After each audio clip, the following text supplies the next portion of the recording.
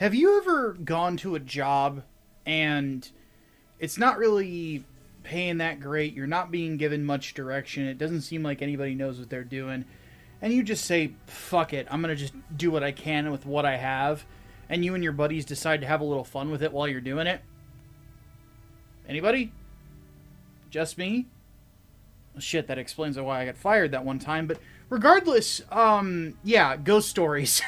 Like, let's talk about this dub. So, for those who don't know the story behind the Ghost Stories dub, this is probably one of the most, if not the most, infamous English dubs of an anime ever. And there's a reason for that, and we'll get to it. First, let me talk about what is actually in Ghost Stories, like what the plot of it is. So, the original Japanese title actually translates more to Ghosts at School. And it was based on a series of children's novels written by an author named Toru Tsunemitsu. The story goes as follows. It follows Satsuki Miyanoshita, who moves with her family to the hometown of a deceased mother.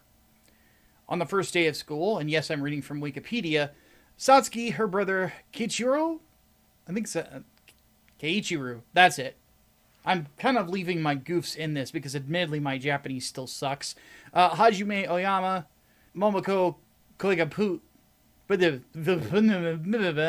Momoko Koigakubo, there we go, and Leo Kakanoki visit an abandoned school building adjacent to the current school complex and discover that the building is haunted.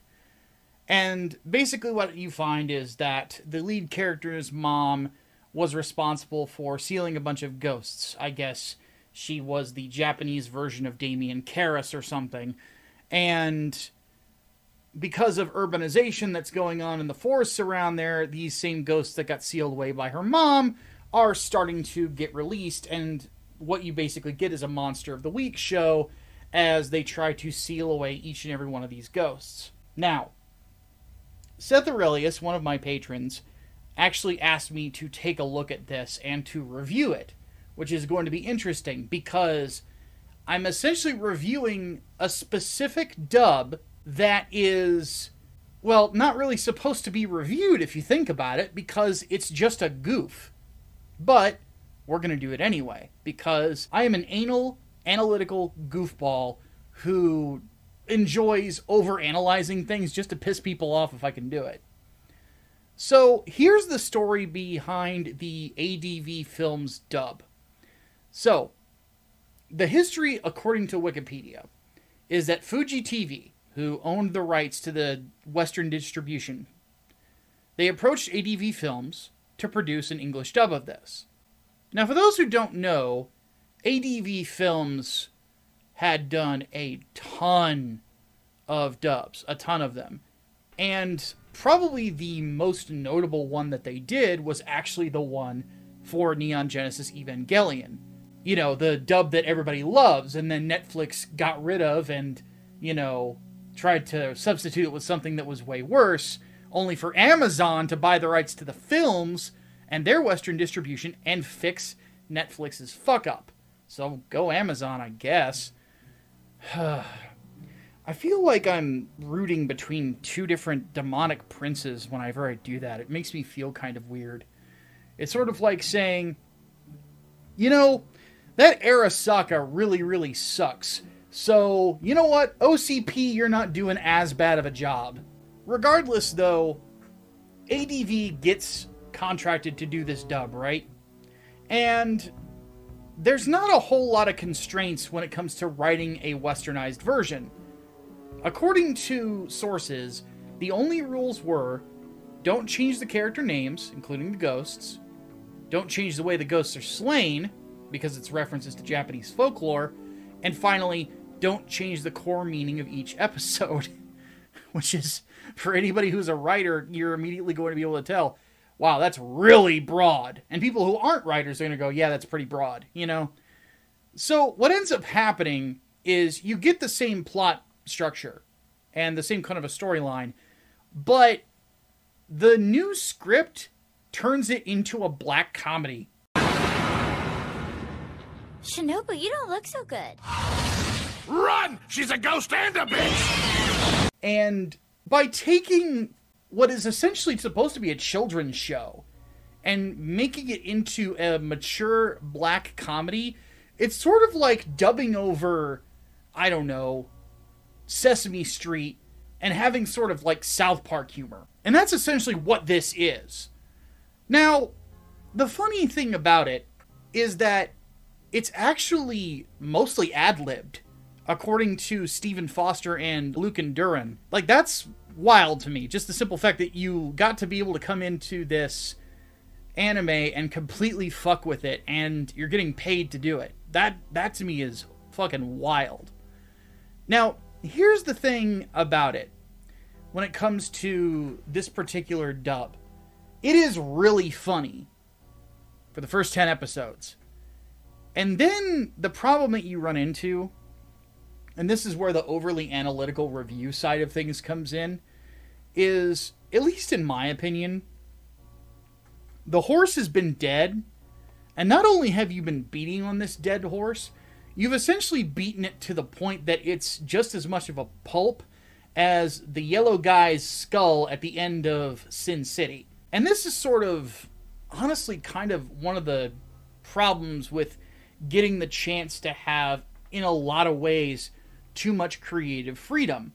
And now we're going to get really nerdy about this. I have a feeling everybody thought that I was just going to praise every second of this, right? I'll get to what I liked about it. But I need to get these criticisms out of the way. I'm doing the compliment sandwich. Just bear with me. Regardless of what I said prior, what needs to be understood is that whenever you're going to be writing a comedy, especially if you're writing it based on something else, what you have to realize is that you can't keep doing the same gag over and over too many times, because at some point it will get old. Now, where that threshold is never really easy to tell, but a lot of great comedy shows throughout the years have been able to recognize when the joke has been beaten into the ground. And honestly, I kind of feel like that's why a lot of memesters and a lot of Zoomer humor type people really like this dub, but honestly, I can't really see it appealing to anybody outside of internet culture, because I'll be frank, as somebody who has existed on the internet as a writer, journalist, content creator, the whole nine, man, people here on the internet beat jokes to death. Like, the joke has stopped being funny for a while, but you continue to reference it. And it gets a little hackneyed and silly. It's like, alright, let's move on. You know, we've killed Kenny enough, we're gonna perma-kill him off, and we're gonna bring in Butters. And those episodes were hilarious over in South Park. And this is sort of what the Ghost Stories guys kind of can't do, because you're stuck with the material that you're presented, right?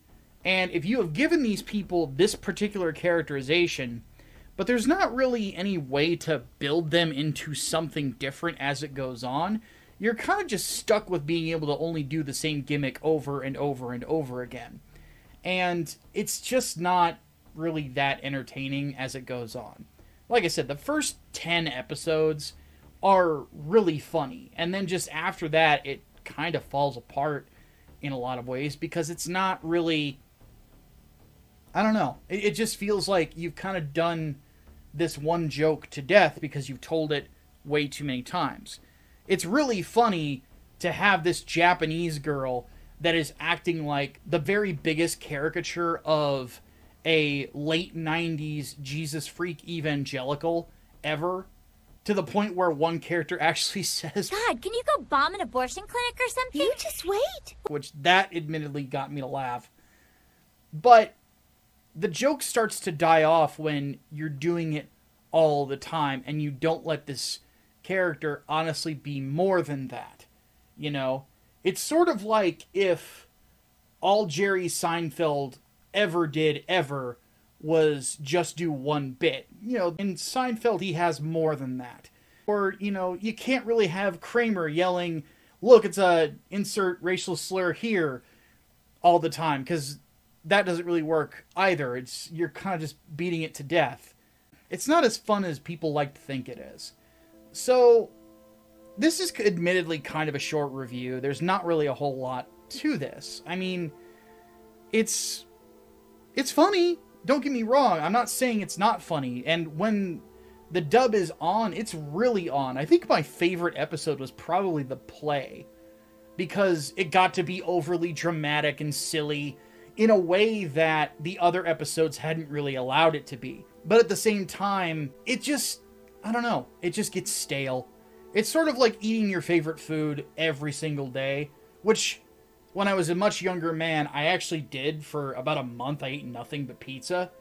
And I'll tell you one thing, man, at the end of that month, it just stops tasting good. And when it stops tasting good, it's because you've essentially numbed yourself to it. And by the time that I had finished the series, I was completely numb to the humor. And I'm just not that kind of guy, personally, where you can tell me the same joke all the time or just beat the meme into the ground and I'm going to continue laughing about it. At some point, I just start rolling my eyes and trying to move on to something else. So, with that said, guys, I want to say a big thank you to everybody who is one of our patrons or subscribers. If you enjoy the content, of course, like, share, subscribe, the whole 9 yards.